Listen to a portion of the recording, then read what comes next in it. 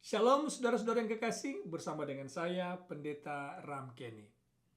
Tahukah saudara bahwa kehancuran dunia ini yang dikenal banyak orang sebagai hari kiamat, di mana dunia ini akan berakhir dengan datangnya Tuhan kita Yesus Kristus, akan mengikuti kronologi yang sama, pola yang sama seperti yang terjadi pada zaman Nuh.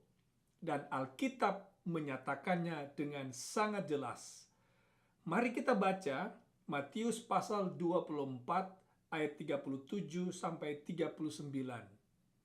Berbunyi demikian, sebab sebagaimana halnya pada zaman Nuh, demikian pula halnya kelak pada kedatangan Anak Manusia. Sebab sebagaimana mereka pada zaman sebelum air bah itu makan dan minum, kawin dan mengawinkan, sampai pada hari Nuh masuk ke dalam bahtera. Dan mereka tidak tahu akan sesuatu sebelum air bah itu datang dan melenyapkan mereka semua. Demikian pula lah halnya kelak pada kedatangan Anak Manusia. Ayat ini memberi kita dua hal penting. Yang pertama, di ayat ini Yesus membandingkan dua event besar. Kedatangannya yang kedua kali dan peristiwa air bah di zaman Nuh. Dengan demikian, ada paralel persamaan antara dua peristiwa besar ini. Karena memang seperti yang saya katakan di awal tadi, kehancuran dunia ini ketika Yesus datang akan mengikuti kronologi yang sama seperti yang terjadi di zaman Nuh.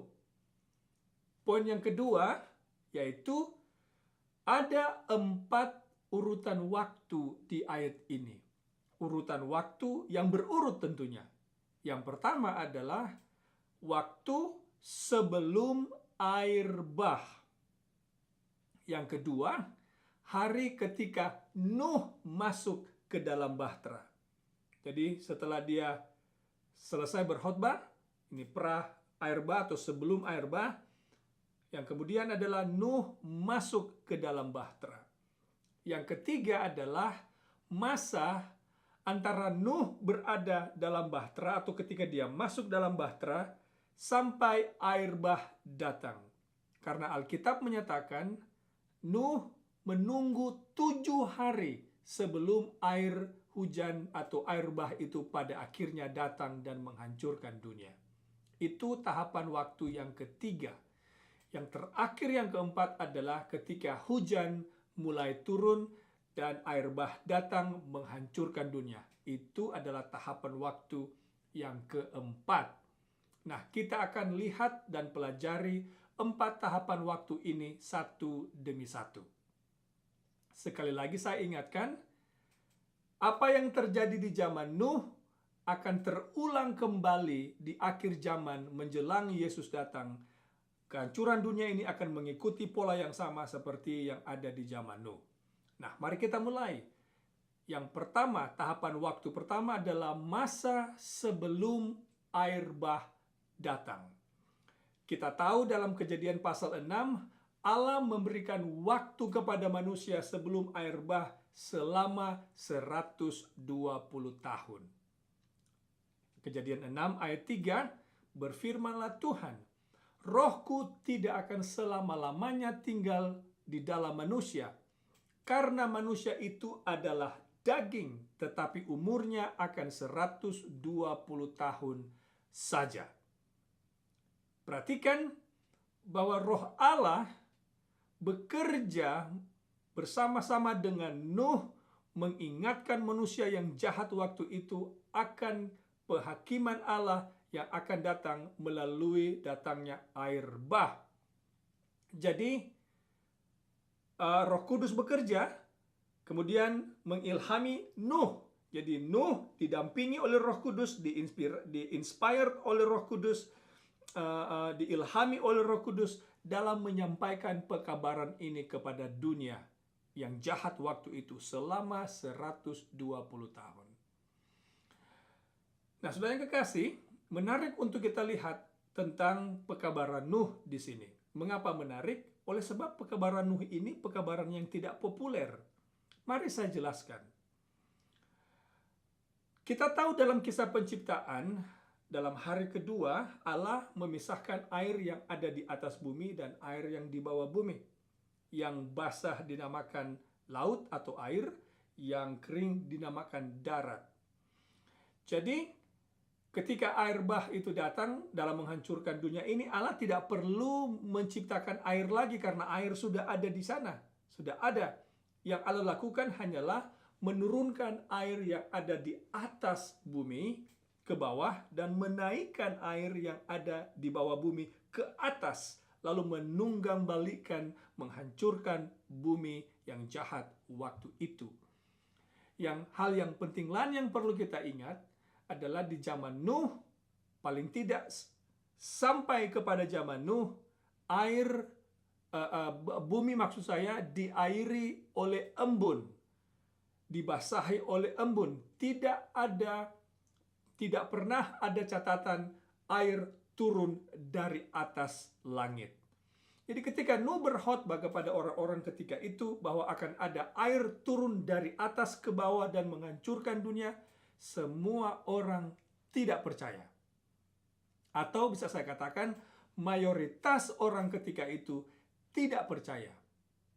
Nah, untuk mencari tahu lebih dalam, mungkin kita bisa gunakan imajinasi kita sedikit saja. Katakanlah Nuh berkhotbah kepada beberapa grup orang atau kelompok orang yang ada ketika itu. Jadi yang pertama kita bisa katakan Nuh itu, reaksi orang itu datang dari orang-orang yang mengerti ilmu alam. Mereka akan katakan begini kepada Nuh, "Hei Nuh, tidak pernah ada hujan sebelumnya dan segala sesuatu berjalan seperti biasa. Tidak pernah ada air hujan turun dari atas dan tidak sesuai dengan ilmu alam karena air selama ini atau bumi selama ini diairi dari bawah, bukan dari atas. Air yang akan datang dari atas berlawanan dengan prinsip alam sejauh ini." Itu yang bisa mereka katakan. Lalu bagaimana dengan mereka-mereka yang adalah pemimpin-pemimpin agama ketika itu? Orang-orang bisa saya katakan dari departemen teologi. Mereka akan katakan begini kepada Nuh. Nuh, Allah itu terlalu mengasihi dunia ini. Allah itu mencintai dunia ini. Tidak mungkin Allah akan menghancurkan dan membinasakan dunia ini. Di samping itu, kebenaran itu bukan berarti kebenaran bagi Nuh adalah kebenaran bagi orang yang lain, karena kebenaran itu relatif. Itu mungkin yang bisa jadi argumentasi mereka. Dari orang-orang yang mengerti sejarah, mereka akan katakan, "Hei Nuh, catatan sejarah menyatakan tidak pernah ada hujan atau air turun dari atas. Jadi kamu ini sudah pasti keliru. Kamu sudah pasti sudah kehilangan akal sehat." Dan itu bisa saja yang diklaim oleh orang-orang yang dari departemen kejiwaan. Mereka akan katakan, Nuh ini pasti sudah gila. Nuh ini pasti sudah gila karena pekabarannya ini tidak masuk di akal. Lalu mungkin dari orang-orang dari departemen sosial bisa katakan kepada Nuh atau mengamarkan orang-orang ketika itu, "Hei, jangan percaya kepada Nuh karena bisa saja dia akan mengganggu stabilitas sosial masyarakat kita. Jadi jangan biarkan dia mengganggu kita. Dia perlu perawatan mental." Itu bisa saja dikatakan oleh mereka. Singkatnya adalah mayoritas orang ketika itu tidak percaya dengan pekabaran Nuh.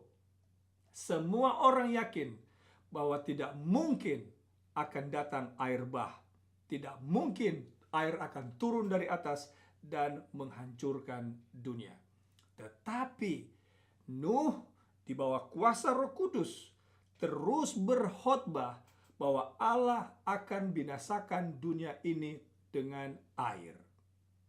Oh saudara yang kekasih, peristiwa ini kembali akan terulang di zaman kita.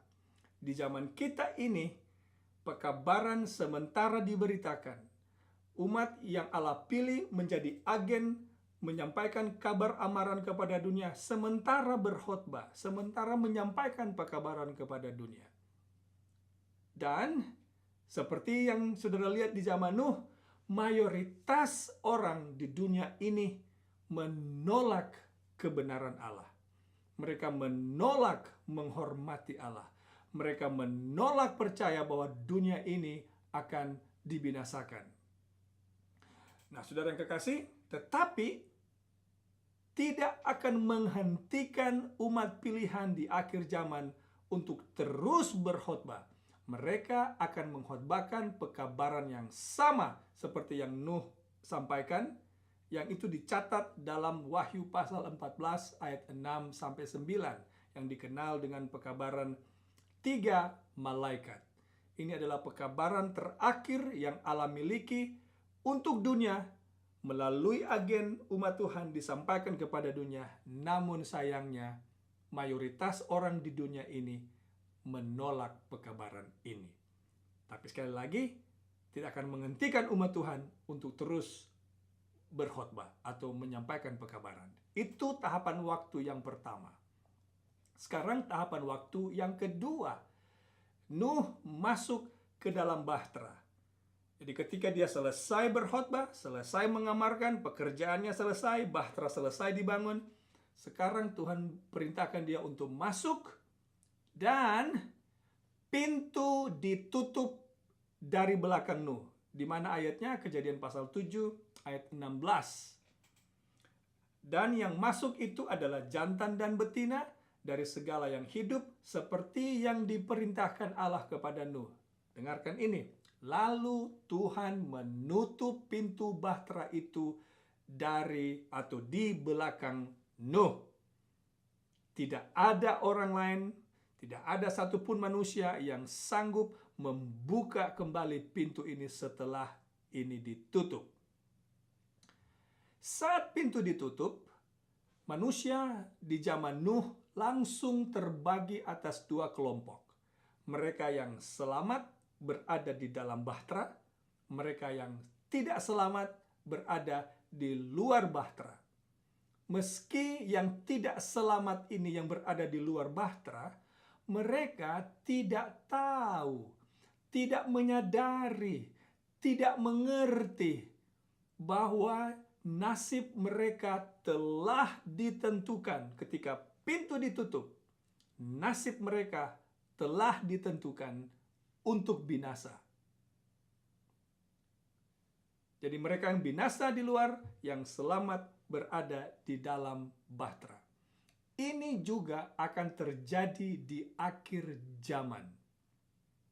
Di akhir zaman menjelang Yesus datang, jadi sebelum Yesus datang, umat Tuhan akan selesai mengabarkan berita kedatangan tentang mengabarkan tentang kebenaran Allah yang dikenal dengan three angel messages dalam Wahyu pasal 14 ayat 6 dan 9. Pekabaran ini akan selesai diberitakan dan Allah akan memeteraikan umatnya, dan kita kenal itu sebagai pintu kasihan ditutup sesaat sebelum Yesus datang.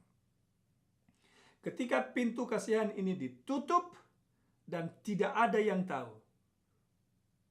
No one knows ketika pintu ini ditutup. Ketika itu terjadi, manusia di dunia ini akan langsung terbagi atas dua golongan orang. Yang selamat, yaitu mereka yang menerima meterai Allah. Mereka yang setia menuruti hukum-hukum Allah. Mereka yang menghormati Allah, yang berjalan di jalan Allah. Dan kelompok yang kedua, mereka yang binasa, yang tidak menghormati Allah. Tetapi ketika pintu kasihan ini ditutup, semua orang, tidak ada yang tahu. Pembangunan tetap berjalan, bisnis setiap hari tetap berjalan normal, tetapi nasib manusia telah ditentukan untuk selamat dan atau untuk binasa. Nah, sebagaimana di zaman Nuh ketika pintu ditutup, orang yang ada di luar semakin jahat dan semakin jahat hendak berusaha untuk menyerang Nuh. Begitu juga terjadi di akhir zaman. Oleh karena pekabaran yang mereka sampaikan ini, umat Tuhan di akhir zaman akan menjadi sasaran kemarahan orang-orang mayoritas hendak menyerang, membinasakan mereka. Tetapi pintu ditutup untuk dua maksud, yaitu untuk melindungi Nuh dari kemarahan orang-orang yang untuk melindungi umat Tuhan dari kemarahan orang-orang yang hendak membinasakan atau mencelakakan mereka. Dan yang kedua, pintu itu ditutup untuk melindungi umat Tuhan dari kehancuran dunia ini. Seperti di zaman Nuh, pintu ditutup untuk melindungi Nuh dari kemarahan orang yang ada di luar bahtera, dan untuk melindungi Nuh dari kehancuran dunia oleh karena air bah yang akan datang menghancurkan dunia. Itu tahapan waktu yang kedua. Tahapan waktu yang ketiga adalah tahapan waktu ketika Nuh berada di dalam bahtera sampai air bah itu datang. Alkitab memberi kita informasi Nuh menunggu 7 hari baru hujan turun. Ini penting saya terangkan kepada saudara oleh sebab sekali lagi apa yang akan terjadi di akhir zaman akan mengikuti pola ini yang terjadi di zaman Nuh. Kita tahu sekali lagi hujan tidak turun pada hari pertama, tidak turun pada hari kedua, tidak turun pada hari ketiga, nanti turun pada hari yang ke-7. Jadi selama 7 hari ini iman dari Nuh dan keluarganya, dari keluarga anak-anaknya benar-benar diuji selama periode ini. Kita bisa katakan 7 hari ini adalah periode masa kesukaran bagi Nuh di dalam bahtera. Mengapa? Karena orang di luar semakin mencemooh Nuh. Mereka menganggap bahwa Nuh ini bahwa tuduhan mereka pasti benar karena hujan tidak turun. Jadi lebih hebat mereka mengejek, mencemooh, bahkan mungkin melempari dia dengan batu atau melakukan sesuatu, mengejek dan lain sebagainya. Jadi iman Nuh selama 7 hari ini diuji betul-betul. Pertanyaannya sekarang, mengapa Allah tidak langsung turunkan hujan ketika Nuh masuk ke dalam bahtera? Sekali lagi saya yakin Allah ingin menguji iman mereka. Allah juga ingin menunjukkan hal ini kepada pembaca Alkitab di akhir zaman, bahwa ini akan kembali terjadi di akhir zaman. Di akhir zaman ketika pintu kasihan ditutup, orang jahat akan bertambah jahat. Alkitab berkata, orang yang jahat akan bertambah jahat, yang baik akan bertambah baik. Dan orang jahat akan menyerang umat Tuhan. Oleh sebab itu, umat Tuhan ini perlu dimeterai, dilindungi dengan penutupan pintu kasihan. Mereka dilindungi dari kemarahan dan dari kehancuran dunia. Nah, saudara yang kekasih, mari kita baca sekarang Matius pasal 24 ayat 37 sampai 39, ayat yang kita baca di awal tadi. Di sana kita ulangi lagi, sebab sebagaimana pada zaman Nuh, demikian pula halnya kelak pada kedatangan anak manusia. Kedatangan anak manusia yang mana yang dimaksud ini? Sudah pasti saudara bisa katakan ini adalah kedatangan anak manusia atau kedatangan Yesus yang kedua. Tetapi saudara yang kekasih, ingat baik-baik, kedatangan Yesus yang kedua disebutkan oleh Alkitab datang atau terjadi seperti pencuri di tengah malam. Nah, ini sangat penting untuk saudara mengerti. Pencuri datang di tengah malam memiliki dua tahapan waktu. Tahapan pertama adalah ketika pencuri itu datang. Tahapan waktu yang kedua adalah ketika penghuni rumah sadar atau telah menemukan, menyadari bahwa pencuri sudah datang. Itu tahapan waktu yang kedua. Saya beri contoh kepada saudara. Sekiranya atau seumpama saudara tidur di malam hari, berjaga-jaga, dan berpikir bahwa pencuri bisa datang kapan saja. Jadi saudara berjaga-jaga. Mungkin 1 bulan, 2 bulan, 1 tahun, 3 tahun, 5 tahun, 10 tahun, saudara berjaga-jaga. Tapi pencuri tidak datang-datang. Lalu saudara bilang, karena pencuri tidak datang, maka mungkin tidak perlu berjaga-jaga. Jadi saudara membuat sedikit kelonggaran. Tiba-tiba di waktu itu, di waktu yang saudara tidak sangka, yang saudara pikir pencuri tidak akan datang, pencuri itu datang. Jadi dia datang tengah malam, masuk lewat jendela, atau mungkin lewat pintu diam-diam. Saudara yang ada dalam rumah tidak tahu dia sudah datang. Saudara tidak menyadari kalau pencuri itu datang karena saudara tertidur. Nanti bangun pagi, saudara bangun lalu lihat TV sudah hilang. Mobil sudah hilang, motor sudah hilang, atau uang sudah hilang, atau benda-benda berharga di rumah sudah hilang. Berarti pencuri sudah datang tadi malam, tapi saudara tidak tahu. Maka kerugian sudah terjadi, tapi sudah terlambat.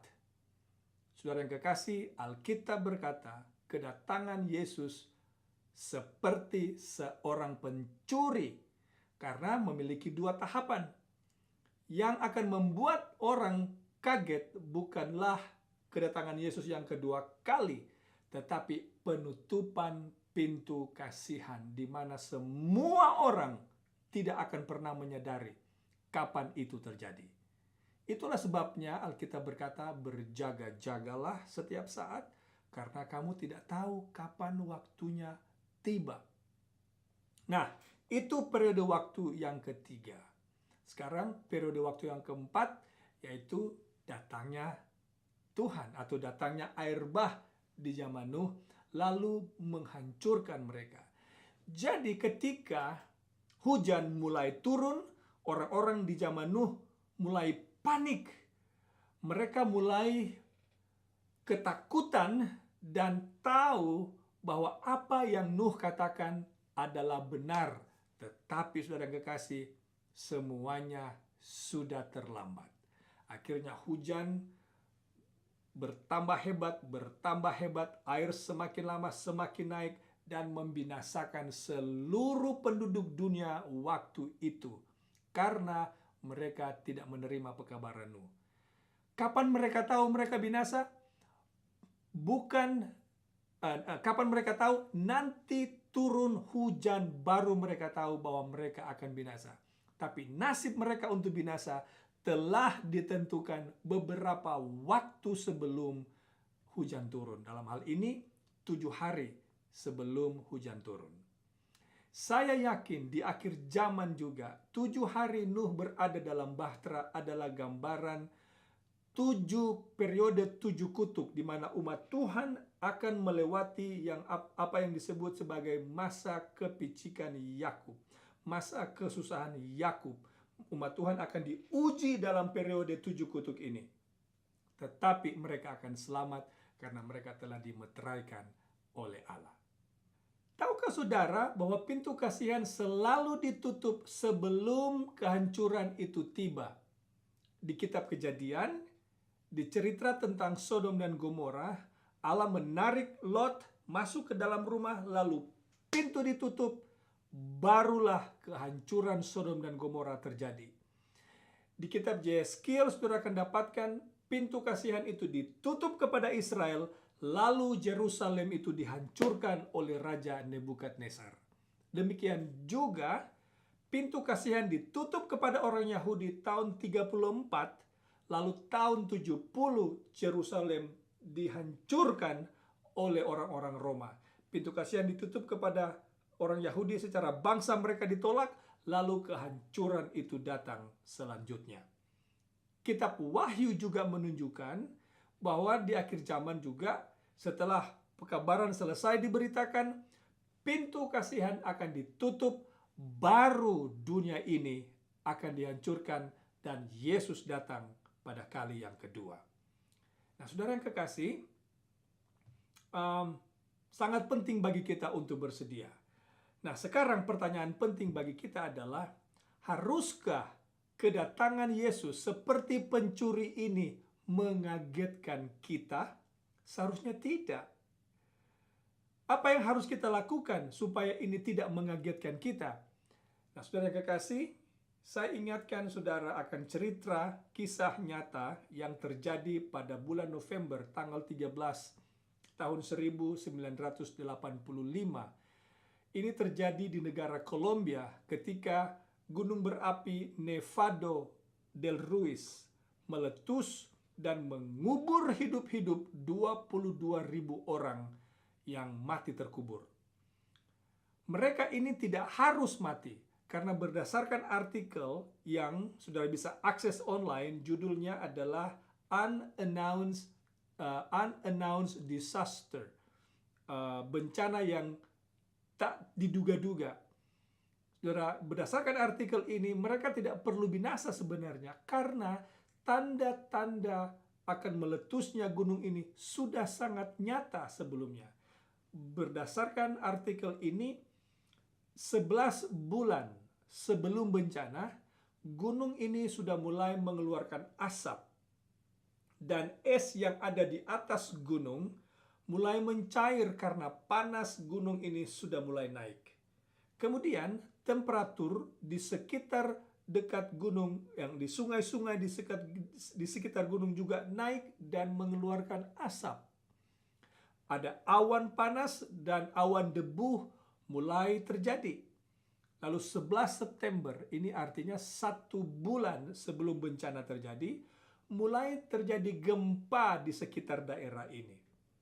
Petugas gunung melarang orang, karena ini adalah daerah wisata, jadi petugas harus melarang orang untuk naik ke atas gunung melakukan ski karena ada longsoran-longsoran es karena panas sudah mulai naik. Orang-orang harus membersihkan rumah mereka karena dipenuhi dengan debu gunung. Lalu ini sehari sebelum bencana terjadi hujan belerang pada pukul 9 malam. Ini semalam sebelum bencana terjadi hujan belerang pada malam hari pukul 9 dan terjadi kegelapan yang tidak biasa. Sehari sebelumnya, saya lewatkan tadi, orang dapat mencium bau belerang yang sangat menyengat, yang tidak biasa. Seharusnya tanda-tanda ini sudah bisa mengamarkan orang-orang yang ada waktu itu akan bahaya ledakan gunung atau letusan gunung meletus atau gunung berapi. Tetapi sayangnya, daripada melihat tanda-tanda ini, berdasarkan artikel yang saudara bisa baca online, mereka memilih mendengar apa yang dikatakan oleh pemuka-pemuka agama dan para expert ilmu gunung berapi. Mari saya terangkan kepada saudara. Saya sebutkan ini data berdasarkan artikel yang saudara bisa baca sendiri. Imam besar kota yang bernama Edgar Efren Torres pada pukul 7 lewat radio berkata begini, "Tidak ada alasan untuk panik, tetaplah tenang." Lalu dari pertahanan sipil berkata begini, tidak ada alasan untuk panik, tenang, tenang. Lalu bishop kota yang bernama Augusto Osorio, ini dia tujukan kepada para orang-orang yang mengamarkan datangnya bencana. Dia bilang ini untuk menentang para fanatik yang mengamarkan bahwa bencana segera menimpa. Lalu mayor kota atau wali kota berkata begini, jangan khawatir, tetaplah tenang. Kemudian ilmuwan Kolombia yang bernama Viega Velasquez sebelum bencana berkata begini, gunung berapi ini tidak akan meletus, tidak akan terjadi apa-apa. Waspada terhadap spekulasi yang sia-sia. Bahkan geologis dari Amerika yang bernama Daryl Hurd juga berkata tidak mungkin kota ini akan dikuburkan oleh larva dan lumpur. Jadi saudara kekasih, karena perkataan-perkataan dari orang-orang ini, 22.000 orang lebih memilih mendengar mereka daripada melihat tanda-tanda yang sudah nyata di depan mata akan datangnya bencana, tetapi mereka tidak mendengar atau tidak percaya, lalu akhirnya mereka harus mati, terkubur hidup-hidup. Saudara yang kekasih, ini juga akan terjadi di akhir zaman. Orang sekarang ini lebih memilih apa kata para pemuka-pemuka agama. Tidak mau mendengar kebenaran dan tidak peduli dengan tanda-tanda zaman yang sudah sangat nyata di depan mata yang Alkitab nyatakan dalam Matius pasal 24 bahwa Yesus akan segera datang. Oh saudaraku yang kekasih, pekabaran ini mengingatkan kita untuk bersedia. Untuk bersedia. Kalau begitu apa yang kita harus lakukan? Kita harus seperti Nuh. Nuh melakukan dua hal. Dia bekerja dan dia berkhotbah. Semua yang ia miliki, semua harta kekayaannya, ketenaganya, waktunya, talentanya, pengaruhnya, dia investasikan di bahtera untuk kepentingan mengamarkan dunia dan untuk keselamatan jiwanya. Orang-orang yang lain menginvestasikan apa yang mereka miliki kepada dunia, dan kita lihat hasil akhir dari dua jenis kelompok orang ini. Nuh dan keluarganya selamat. Orang yang menginvestasikan semua yang ada kepada dunia ini akhirnya juga harus binasa. Saudara pilih hari ini apa yang saudara mau lakukan. Mau mendengar Allah, mau menghormati Allah, mau mencintai Allah, setia kepada Allah, atau mengikuti keinginan hati sendiri dan mendengar bisikan-bisikan dari para pendeta-pendeta, bisikan-bisikan dari para pemuka-pemuka agama yang mengatakan, tenang, jangan khawatir, peace, damai, bumi ini tidak akan binasa. Oh saudara yang kekasih, Yesus berkata, kehancuran dunia ini akan seperti pencuri, kita tidak akan tahu kapan. Untuk itu, berjaga-jagalah, karena kita tidak tahu kapan waktu itu akan tiba. Tuhan memberkati. Amin.